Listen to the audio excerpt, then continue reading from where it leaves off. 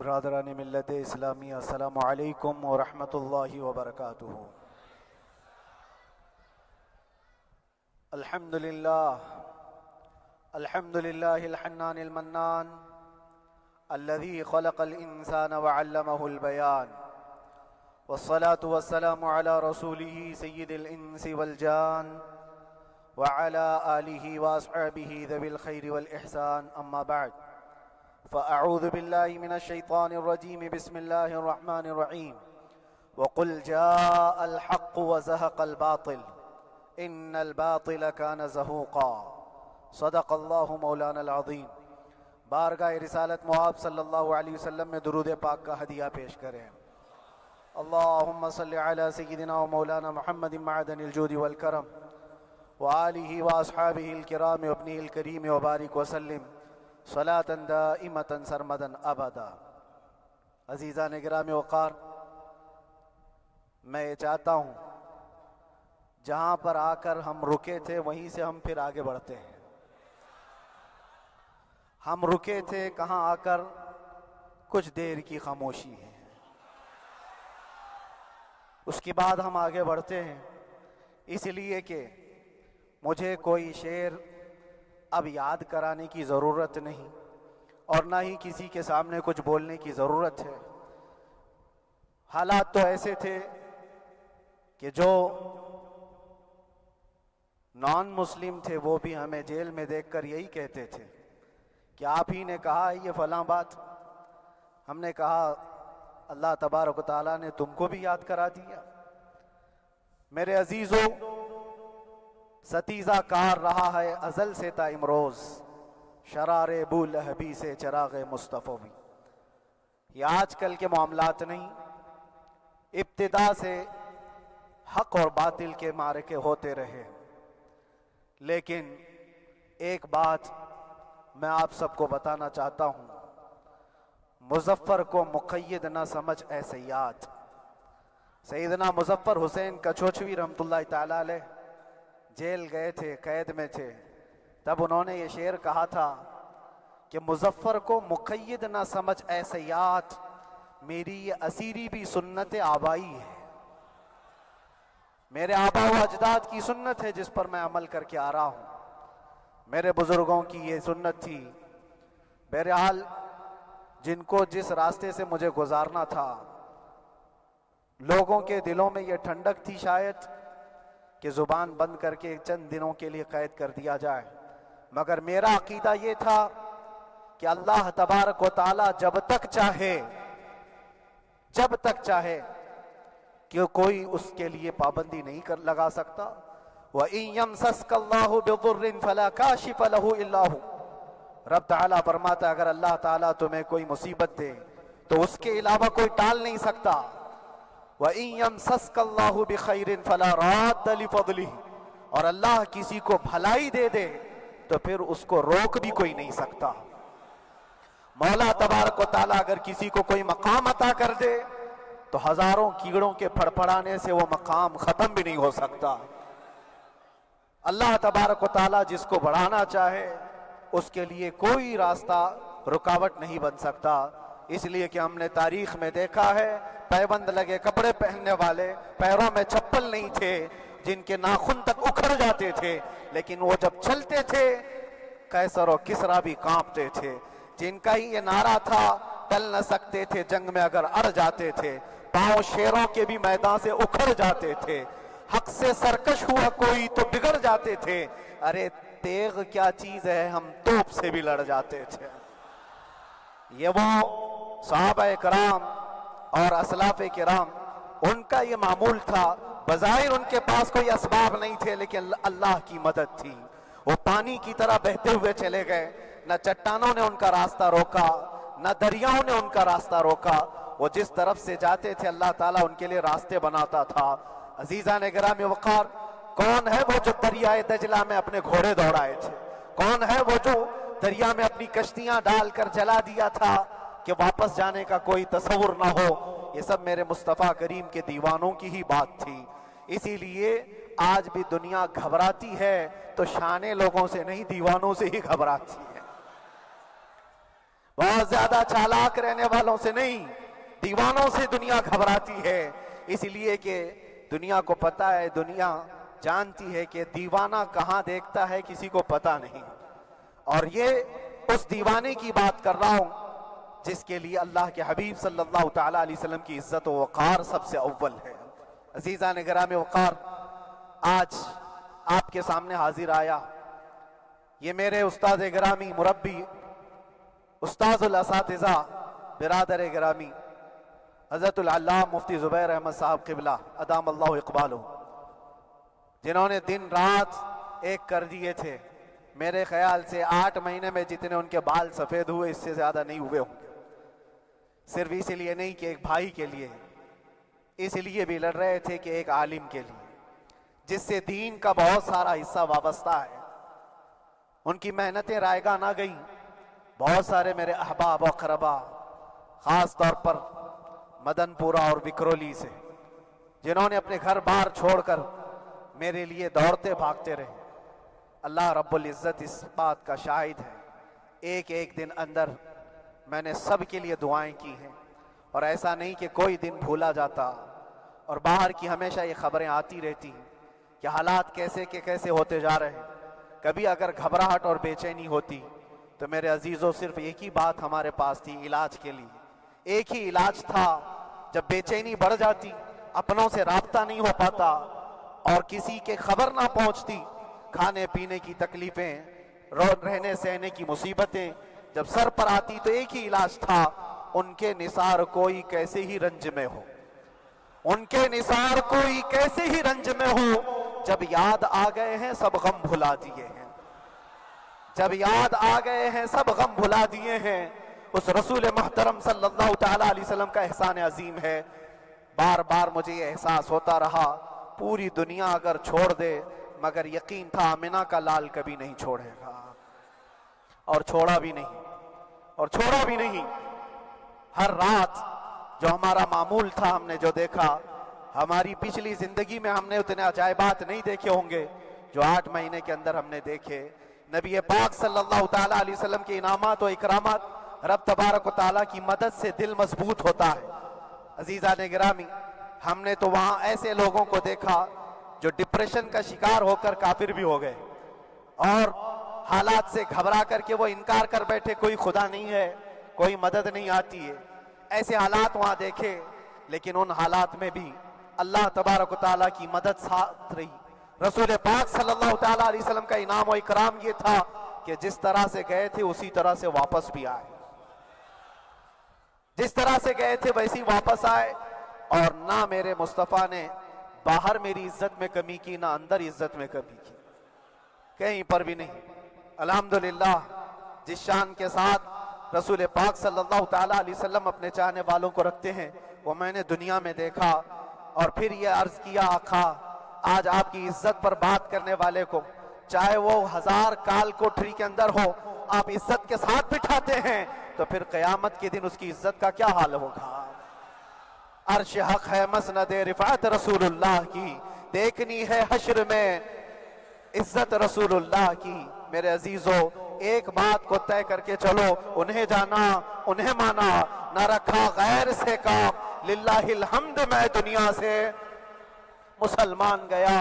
اس ایک بات میں جو عزت ہے، دنیا کے کسی مقام و منصب اور مرتبے میں عزت نہیں ہے۔ اور حالات دنیا انشاءاللہ میں سناتا رہوں گا۔ اللہ تبارک و تعالیٰ جب تک یہ زبان رکھا ہے حق بولتے رہیں گے اور سناتے رہیں گے، اور بھی حالات آپ کو انشاءاللہ العزیز آگے سناتے رہیں گے۔ لیکن آج خصوصیت کے ساتھ میں جمعہ کے لیے اسی لیے حاضر آیا کہ یہاں کے لوگ پل پل یاد کرتے رہے۔ حضرت مجھے ہر بار خبر دیتے کہ جب نماز سے فارغ ہو کر کے میں نکلوں تو مجھے لوگ پکڑ لیتے، کیا ہوا، اب کیا خبر ہے؟ تو جس قدر آپ کی بے چینی تھی، بے قراری تھی، میرے عزیزو مجھے بھی ملنے کی بے چینی اور بے قراری تھی، لیکن یہ ایک سٹیج تھا جس سے گزارا گیا ہے، ایک مقام تھا جس سے گزارا گیا۔ میں تو ایک نکما آدمی، میں تو ایک کم پڑا ہوا ہوں، لیکن آپ کو بزرگان دین کی اگر تاریخ پتہ ہو، امام اعظم ابو حنیفہ رضی اللہ تعالیٰ عنہ، جن کو ناحق جیل میں رکھا گیا تھا، امام موسیٰ کاظم رضی اللہ تعالیٰ 7 سال تک قید میں رہے۔ یہ کون امام موسیٰ کاظم؟ جن کے دربار میں جانے کے لیے غوث اعظم عبد القادر جیلانی رضی اللہ تعالیٰ 4 کلومیٹر دور اپنی چپل اتار دیا کرتے تھے۔ امام موسیٰ کاظم کا وہ دربار ہے جن کو باب الحوائج کہا جاتا ہے۔ اس امام کو 7 سال تک بغیر کسی قصور کے قید میں رکھا گیا، اور حد تو یہ ہے کہ اسی قید خانے میں زہر دے کر کے آپ کو مارا گیا ہے۔ آپ کا جنازہ جیل سے نکلا تھا۔ امام احمد بن حنبل جن کو 5 لاکھ حدیثیں یاد ہیں، نبی پاک صلی اللہ تعالیٰ علیہ وسلم کی، بغداد کے سرے بازار آپ کو ننگی پیٹھ پر کوڑے مارے گئے۔ آپ کو اندازہ ہے بزرگان دین کی ایک لمبی فہرست ہے۔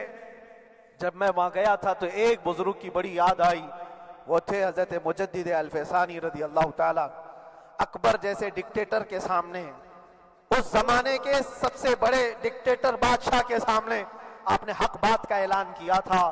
مجدد الفیسانی رحمت اللہ تعالیٰ علیہ نے فرمایا تھا کہ اسلام نام سے جو دین ہوگا وہ محمد عربی کا لایا ہوا ہی دین ہوگا، کسی اور بادشاہ کا بنایا ہوا نہیں ہوگا۔ اس بات پر آپ کو قید میں ڈالا گیا تھا، 8 سال تک قید میں رکھا گیا۔ 8 سال میں بادشاہ مر بھی گیا، بیٹا بادشاہ بنا، لیکن کسی نے آ کر جہانگیر کے سامنے یہ بات رکھی کہ آپ کے باپ نے جس مولانا کو قید میں ڈالا تھا گوالیار کی جیل میں، 8 سال میں جیل کا نقشہ بدلا ہوا ہے۔ تو بادشاہ نے پوچھا ہوا کیا ہے؟ کہا کہ اس مولانا نے 8 سال میں تقریباً 700 قیدیوں کو عالم بنا دیا ہے۔ درس حدیث، درس تفسیر، قرآن کا علم، نمازیں جماعتوں سے وہاں اس طرح ادا ہوتی ہیں جیسے لگتا ہے گنبد خضرا کی چھاؤں میں ہے۔ رب تبارک و تعالیٰ کا یہ احسان عظیم تھا۔ ان 8 مہینوں میں بحمدہ تعالیٰ میں نے اپنی لائف میں کبھی اتنی امامت نہیں کی تھی جتنی وہاں امامت کیا، اس لیے کہ پابندی نہیں ہو پاتی۔ جب جب امام رہا مسجد میں چھٹیاں ہوا کرتی تھی، ادھر ادھر آنا جانا، لیکن وہاں پر کبھی کسی نماز میں چھٹی نہیں ہوئی۔ اور امامت اللہ تبارک و تعالیٰ کو جہاں لینا ہے وہاں لیتا رہے۔ اور مجھے اس بات کا تھوڑا قلق تھا، 24 سال سے میں تراویح سنا رہا تھا، 24 سال، 24 تراویح ہو چکی تھی، رمضان المبارک کا 24 گزر چکے تھے، 25واں سال تھا، ظالموں نے مجھے رمضان سے پہلے اندر کر دیا۔ بار بار یہ خواہش ہوتی تھی کہ میری تراویح چھوٹنے نہ پائے، 25ویں تراویح ہے، 25ویں محراب ہے، لیکن رب تبارک و تعالیٰ کا احسان، اندر موجود سارے مسلمانوں نے یہ مطالبہ کیا کہ ہم یہاں جماعت سے تراویح قائم کریں گے۔ اور اب تک لوگ الم تری کیف والی تراویح کبھی کبھار پڑھ لیا کرتے ہیں، لیکن سارے لوگوں نے مل کر کے یہ اتفاقاً کہا کہ ہم پورا قرآن آپ سے سننا چاہتے ہیں۔ کیسے کیسے قیدی تھے، کیسے کیسے کرائم والے تھے۔ میں نے کہا آج میں ایک دن پڑھاتا ہوں، ایک پارہ پڑھوں گا، آپ کو اگر لگے تو بتا دینا، بھاری پڑ جائے، کیونکہ لوگ سارے کرمنل ہیں اور کئی طرح کے جرائم کیے ہوئے لوگ ہیں۔ نماز دین سے کہاں زیادہ رشتہ، کہاں ہو سکتا ہے یہ گھبرا کر بھاگ جائیں۔ ایک دن پڑھاؤں گا، اگر آپ کو لگے تو بول دینا، نہیں تو کل سے الم تری۔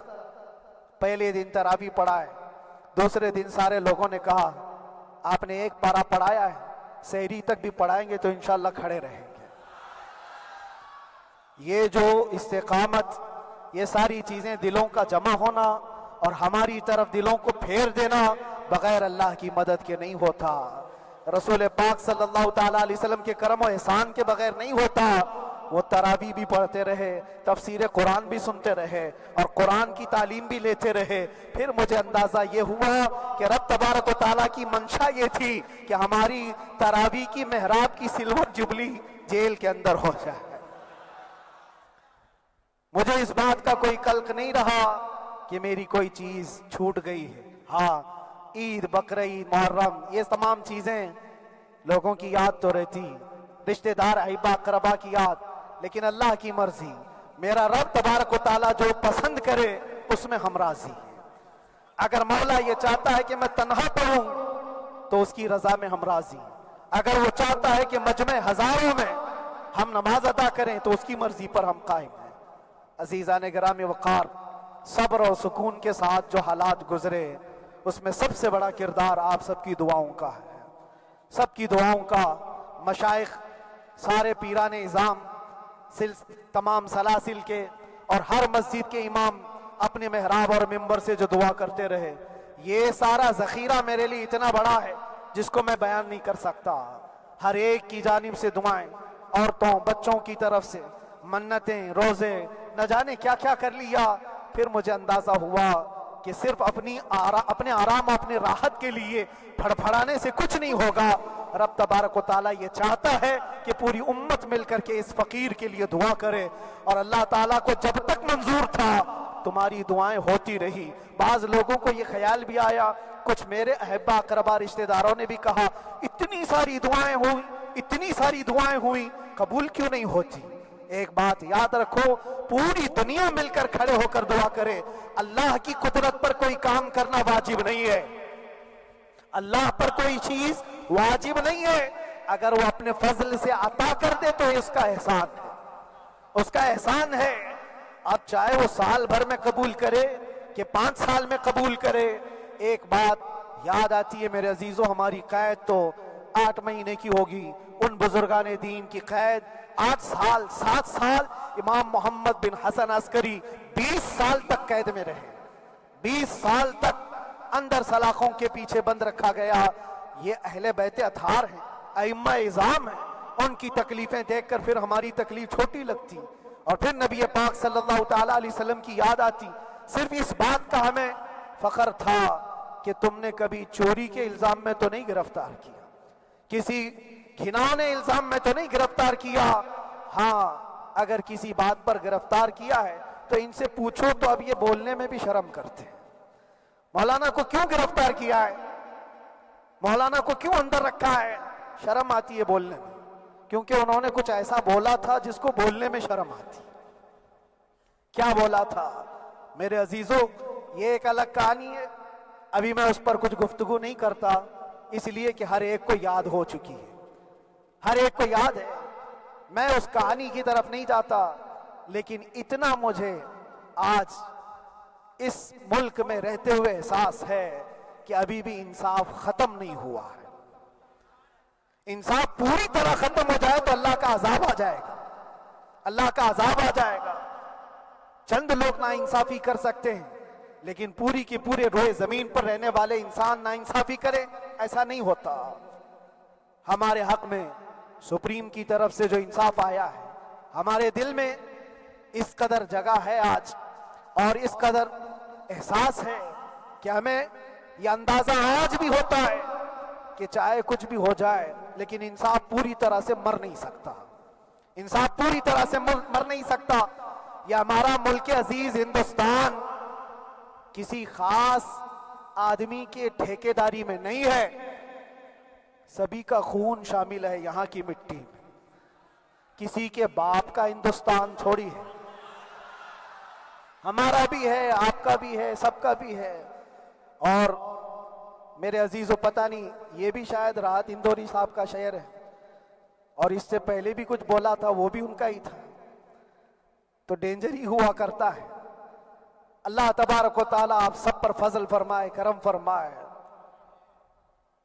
جو چیز خاص طور پر بولنی ہے وہ یہ ہے، ان حالات سے آج جو گھبرائے ہوئے ہیں یہ وہ لوگ ہیں جو عیش پرست ہیں۔ میں کسی کو خاص ٹارگٹ کر کے نہیں کہنا چاہتا، لیکن بہت سارے وہ لوگ جو اثر و رسوخ رکھتے ہیں لیکن وہ آگے آنا نہیں چاہتے۔ دین اسلام پر حملے ہوں، حضور پاک کی عزت پر حملہ ہو، کسی کو بولنا نہیں ہے، کیونکہ پتہ ہے دیکھو اس مولانا کو کس طرح کی ہے، اسی طرح دوسروں کو بھی کر دیا جائے۔ جو کمفرٹ زون میں بیٹھنے کے عادی ہو گئے وہ اپنا ایریا چھوڑ کر ہٹنا نہیں چاہتے۔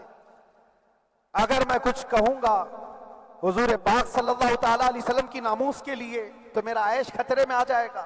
اکثر کی یہی سوچ ہے، میرا تو اپنا دھندا ہے، میرا بزنس ہے، میرے بیوی بچے ہیں، ہو سکتا ہے مولانا کو کسی چیز کی فکر نہیں ہوگی۔ آپ کو میں بتاؤں، آپ کو اندازہ نہیں ہمارے دل میں ہمارے بچوں کی کتنی محبت ہے۔ میرے بھی چھوٹے سے بچے ہیں، جب وہ جیل کی سلاخوں کے سامنے آ کر آنسو بہاتے تھے تو دل پر چھریاں چلتی تھی. وہ بچے جو ہمیشہ ہمارے سینے پر سوتے رہے, آج میں ان کو چھو بھی نہیں سکتا. جب وہ سلاخوں کے پیچھے کھڑے ہو کر دور سے رو کر کے چلے جاتے 15 منٹ, تو کیا ہمارے دل میں بچوں کی محبت نہیں؟ کیا ہمارے گھر بار نہیں, ہماری بہنیں, ہمارے بھائی, ہماری ماں نہیں؟ کتنے تو دن ایسے ہوئے کہ میری ماں کو دورے پڑتے رہے یاد کے لیے. تو کیا وہ ہمارے اوپر کیفیت نہیں آتی کہ ہم خامخواہ یہ مصیبت کیوں مول لیے؟ میری بیٹی تو جھگڑا کرتی اس بات کو کہ کیوں آپ اکیلے ہو, بہت سارے لوگ ہیں سب کا خیال کرتے ہوئے. لیکن میرے عزیزو, یہ ان کی اپنی محبت ہے. سارا ایک پریوار اور اس سے زیادہ میرے شاگردوں کی ایک دنیا ہے. کتنے ایسے ہیں, میں جانتا ہوں کہ 8 مہینے تک نرم غذا نہیں کھائی میرے ان بچوں نے. میں جانتا ہوں ان کا صرف یہ خیال تھا کہ اندر پتہ نہیں جیل میں آپ کیا کھا رہے ہوں گے, ہم یہاں نرم غذا نہیں کھائیں گے, گوشت مچھلی نہیں کھائی. حالانکہ یہ کوئی چیز تمہارے اوپر واجب نہیں تھی. یہ حالات میں اس لیے بتا رہا ہوں میرے عزیز, کسی کے وہم و گمان میں اگر یہ ہے تو نکال دے کہ میرے آس پاس کچھ نہیں ہے, میں کسی کو چاہتا نہیں, یا میرے ساتھ محبتیں نہیں ہیں. کثرت سے محبت کرنے والے لوگ ہیں میرے پاس. میرے ان بھائیوں کی اور میرے بہنوں کی, میرے گھر والوں کی محبت تو ایسی ہے کہ ان کے گھروں کے بچوں کے معاملات بھی بغیر مجھ سے پوچھے نہیں ہوتے. اگر 8 مہینے اندر رہا تو کسی کا رشتہ نہیں تو بات چیت بھی نہیں ہے. رشتہ نہیں ہوگا جب تک یہ نہ آئے. سارے کام ڈیپینڈ رہتے تھے. مجھے بھی ان تمام چیزوں کا احساس ہے, لیکن یہ سب چیزیں ایک طرف, میرے مصطفیٰ کی عزت اپنی طرف.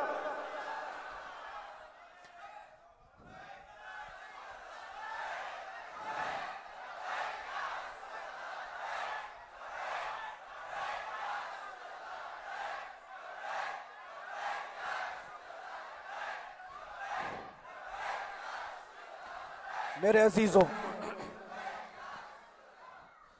ہر ایک کے آنسوں کے قطرے میں نے دیکھے, بھائیوں کے, بہنوں کے, میرے پاس ملنے کے لیے میرے جو شاگرد آتے ان کے. یہ اکثر جب جیل کی دیوار پر آ کر کھڑے ہوتے, ان کی آنکھیں لال, یہ آنسو بہاتے 15 منٹ ملاقات کر کے چلے جاتے. آپ کو کیا اندازہ ہے اندر کے حالات ایک دن 1 سال کے برابر لگنے لگتا ہے.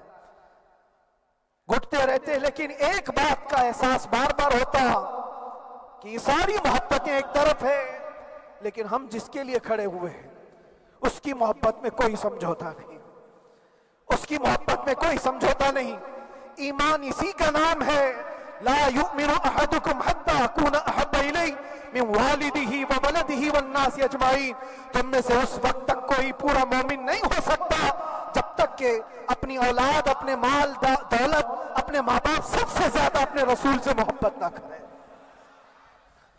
دعا یہی کرتے رہو جب حضور پاک کا معاملہ آئے تو ساری دنیا ایک طرف ہو جائے. میں نے ایک واقعہ پڑھا تھا اندر ہی, حضرت خالد بن ولید رضی اللہ تعالیٰ ایک قلعے پر اچانک حملہ آور ہوئے تھے. وہ قلعے میں موجود جو دشمنان اسلام تھے ان کی پارٹی چل رہی تھی. بڑے بڑے قالین, صوفے بچھے ہوئے, تشتوں میں قیمتی کھانے رکھے ہوئے تھے. خالد بن ولید کے ساتھ جو لشکر ہے, یہ تو وہ غریب صحابہ تھے جو پیون لگے کپڑے پہنتے, ایک کھجور پر پورا دن گزارتے. جب یہ اس قلعے پر حملہ آور ہوئے تو دشمنان اسلام جو تھے وہ مقابلہ کرنے کی ہمت نہ جٹا سکے, بھاگ گئے. سارا مال سب چھوڑ کر بھاگ گئے, بغیر کسی جنگ کے, بغیر کسی قتل قتال کے پورا قلعہ فتح کیا خالد بن ولید.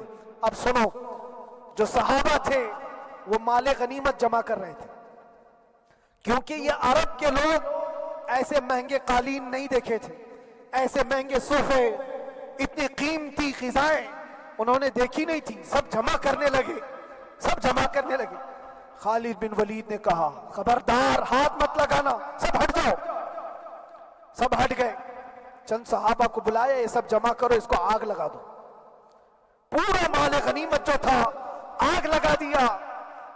تو جو صحابہ تھے وہ کہنے لگے, کیا یہ اچھا ہوتا ہے یہ سب میں آپ تقسیم کر دیتے؟ یہ بہت قیمتی چیزیں ہیں، عرب میں ہم لے جاتے تو یہ بہت مہنگی چیزیں ہیں۔ خالد بن ولید نے کیا کہا جانتے ہو؟ کہا اگر تم کو بھی ان تمام چیزوں کی عادت لگ جائے تو تم بھی ویسے ہی بھاگو گے جیسے یہ بھاگے۔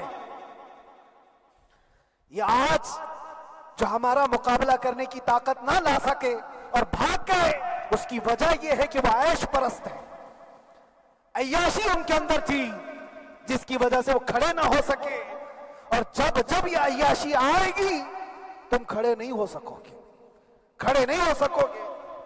آج میں یہی بات دہرانا چاہتا ہوں، جو بہت بڑے چہرے لے کر بیٹھے ہوئے ہوں، وہ سیاسی اثر و رسوخ رکھنے والے بھی کمفرٹ زون میں رہنا چاہتے ہیں۔ میں چند لوگوں کو چھوڑ کر کہہ رہا ہوں، اکثر کا حال یہ وہ سوچتے ہیں کہ ہمارے اس دائرے سے نکلیں گے تو ہمارا عیش خطرے میں آ جائے گا، گھر بار خطرے میں آ جائے گا۔ یہ دنیا کی محبت انسان کو بزدل بناتی ہے، بزدل بناتی ہے۔ اس لیے میرے عزیزو، آپ جب کبھی یہ بات آئے، ایک طرف میرا پورا خاندان، ایک طرف میرے عیش کی زندگی اور ایک طرف رسول پاک کی عزت کا معاملہ، تو آپ مجھے بتاؤ آپ کس بات کا فیصلہ لیں گے؟ اسی بات کا فیصلہ لینا ہوگا نبی پاک صلی اللہ تعالیٰ علیہ وسلم کی عزت کی خاطر تمہیں اس بات کا فیصلہ لینا ہوگا۔ اپنا سب کچھ گنبد خضرا کل بھی تھا آپ، میرے نبی سے میرا رشتہ کل بھی تھا آپ، اور بتلا دو گستاخ نبی کو غیرت سنی زندہ ہے، ان پہ مر مٹنے کا جذبہ کل بھی تھا آپ۔ بس یہ جذبہ باقی رہے، ہم کسی کو لڑنے کے لیے، مرنے کے لیے، مارنے کے لیے میدانوں میں اتارنے کی بات نہیں کرتے۔ میں اکثر اپنی تقریروں میں کہا کرتا ہوں، یا آپ سے پہلے بھی کیا، اگرچہ میری تقریروں کو ڈائیورٹ کیا جاتا ہے، آج بھی بہت لوگ ہوں گے، بلکہ آج مدن پورہ کا یہ پہلا جمعہ ہے، مجھے اندازہ ہے پورا ہندوستان نہیں باہر بھی سب کی نظریں اس پار ہیں کہ آنے کے بعد یہ کیا بولتا ہے، آنے کے بعد یہ کیا بولتا ہے۔ سب اسی انتظار میں ہیں، میں سب کو ایک ہی میسج دوں گا، آنے کے بعد وہی بولے گا جو پہلے بولتا تھا۔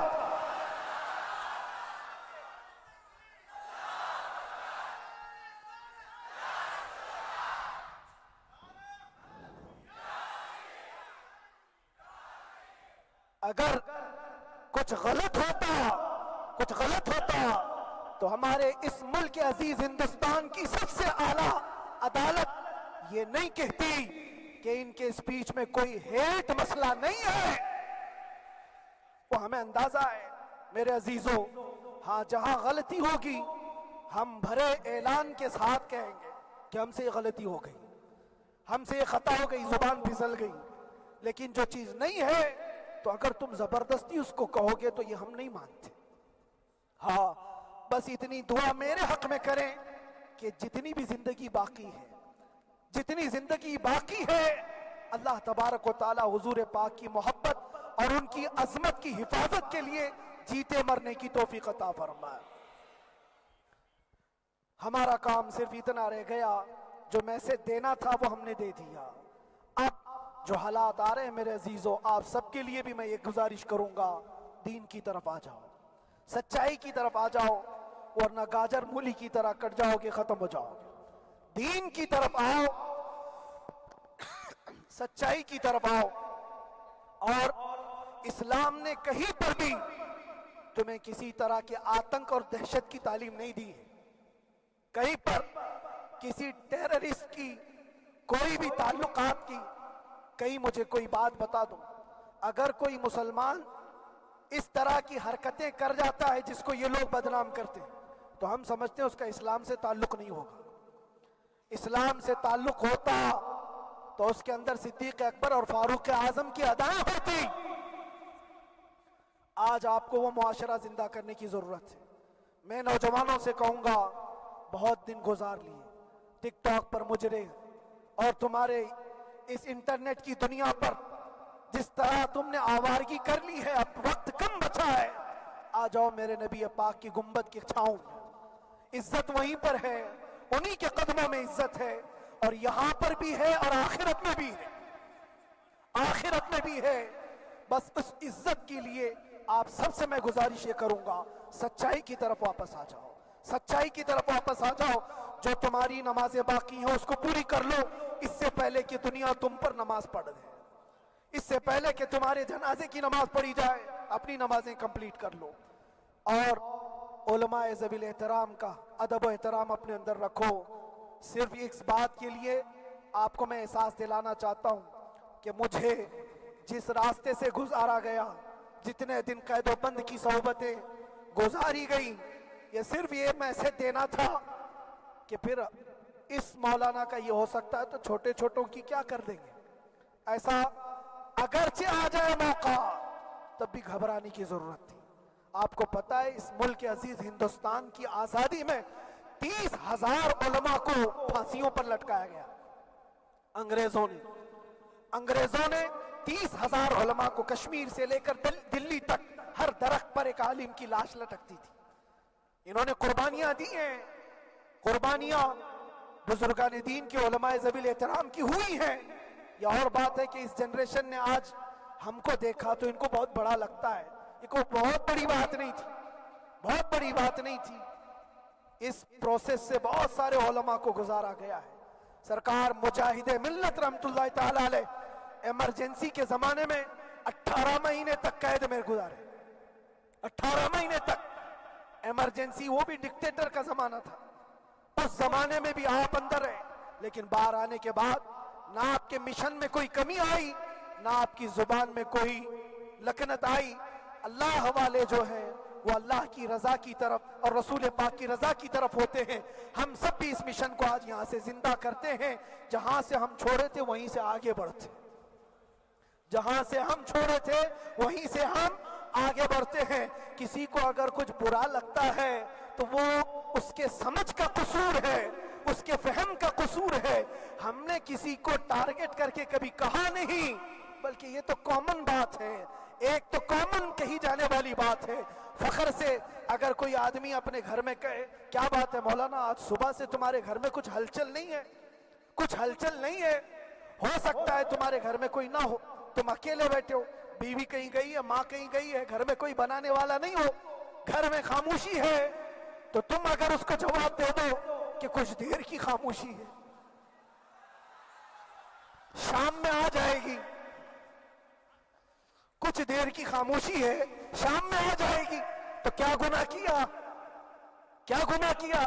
اس کے حالات پر وہ بول رہا ہے، اس کے گھر میں خاموشی ہے اسی لیے بول رہا ہے۔ ہم نے بھی اسی لیے کہا کچھ دیر کی خاموشی، اس لیے کہ ہم جانتے ہیں اسلام وہ نہیں ہے جو یہاں دکھ رہا ہے آج، اسلام تو وہ تھا جو صدیق اکبر کے زمانے کا تھا، اسلام تو وہ تھا جو فاروق اعظم کا تھا، اسلام تو وہ تھا جو عثمان غنی اور حیدر کرار کا تھا۔ تو وہ جو ہلچل تھی وہ خاموش ہے، صلاح الدین ایوبی کا دور تھا، وہ اسلام کی ہلچل تھی۔ تو میرا گھر آج خاموش ہے، اس لیے تو میں پکار کر کے رہا ہوں کچھ دیر کی خاموشی ہے، اور ہمیں اپنے رب سے یقین ہے یہ خاموشی ایک شام ٹوٹے گی، کوئی صلاح الدین آئے گا۔